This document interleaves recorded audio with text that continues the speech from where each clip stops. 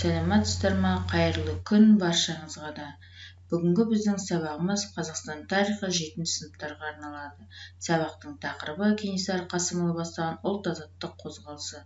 Оқу мақсаты ұлт-азаттық көтеріс басшыларының рөліне баға беру.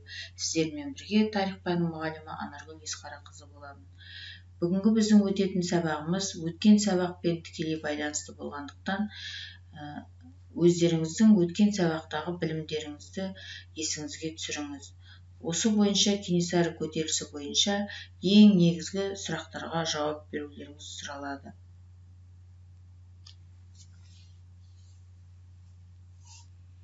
Кенесары бастаған ұлт-азаттық көтеріс қай жылдары болды? Көтерілістің негізгі себептері, көтерілістің қозғаушы күші, көтерілістің қамтыған аймағы, көтерілістің нәтижесі, көтерілістің жеңілу себептері, көтерілістің тарихи маңызы деген сұрақтарға жауап беріңіздер. Сіздерге ойлануға 2 минут уақыт беріледі. Барынша шынайы жауап береді деген ойдамын.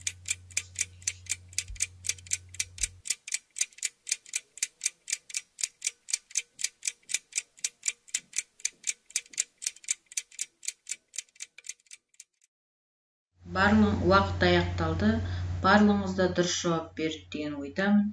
Дегенмен өздеріңіздің берген сұрақтарыңыздың жауабын тексеріп отырыңыздар.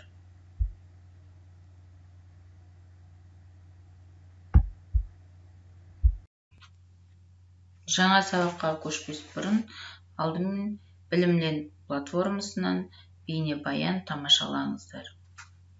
Мұқият қараңыздар, сұрақтарға жауап бересіздер сосын. Кенесарыны қандай тұлға ретінде сипаттауға болады?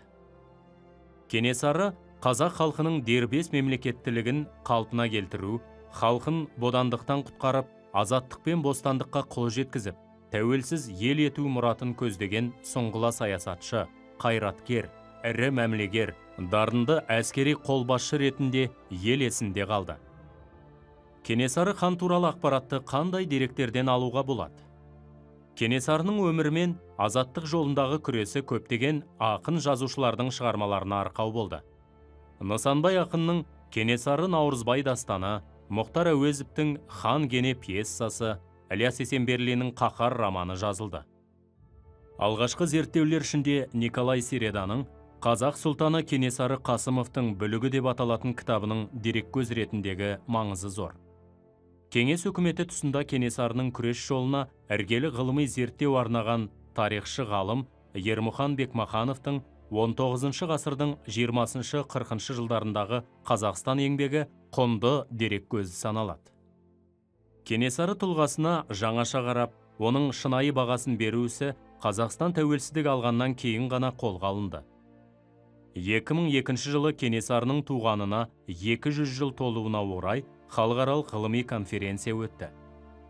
Елордада Кенесары ханға ескерткіш қойылған және оның есімімен аталатын көше бар.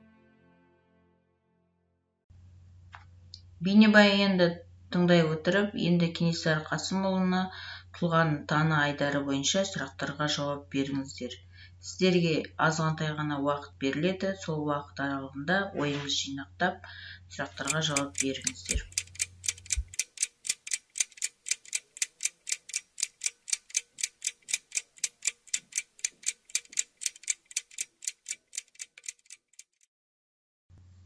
Уақыт аяқталды. Тұлғаның таны айдары бойынша дұрыс жауап берді деген ойдамын. Енді осы Кенесары қозғалысына көптеген тұлғалар қатысты. Кенесары өзі әскери қолбасшы болса, оның қасында көптеген батырлар, сұлтандар және би, шешендер де болды.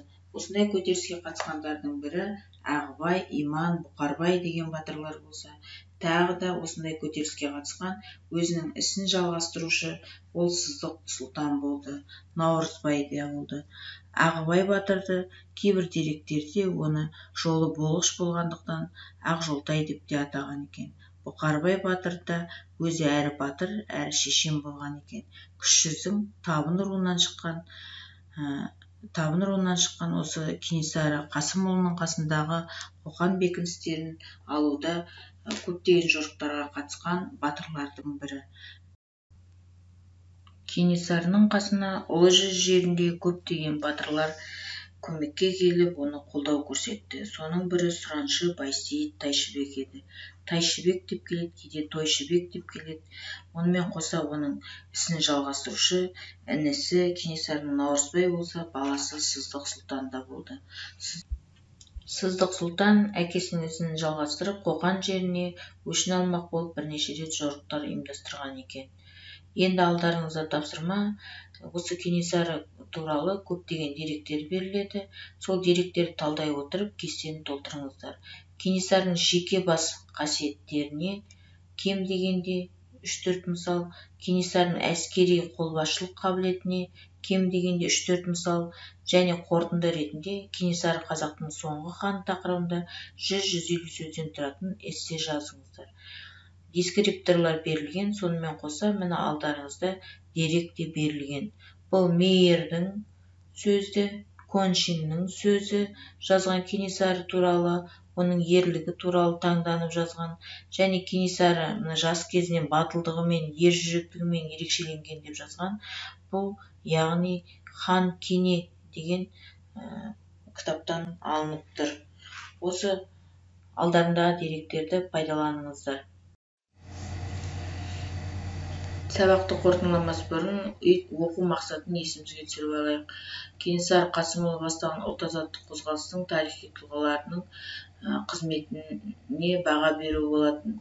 Енді осы орайда Кенесары Қасымұлы бастаған ұлт-азаттық қозғалысқа қатысқан тұлғаларды атап түсіндіре алады. Кенесары Қасымұлы қозғалысына қатысқан тұлғалардың қызметі мен олардың рөлін саралап, талдай да алады деген ойдамын.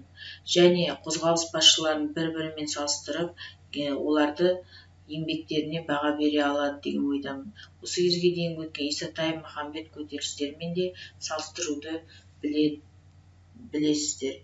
Қосымша мәліметтер ғаламтор материалдарынан алынды.